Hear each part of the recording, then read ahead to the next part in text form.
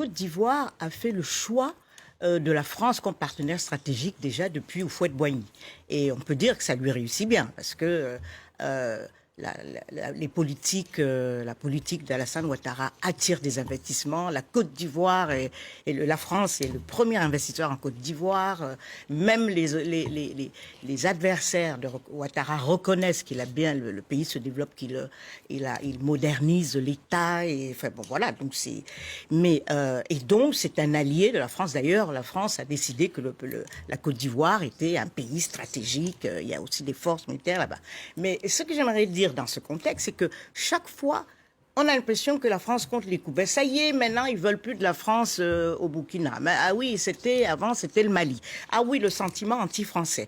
Mais depuis qu'on en parle, et ça fait maintenant des mois, et sinon des années, je ne peux pas citer une seule politique française qui vise à réparer ou à contrer ou à montrer qu'on est au courant, on a compris ce que vous dites, on comprend vos griefs ou vos reproches, voilà, on a des politiques constructives pour aller à l'encontre de ce sentiment anti-français.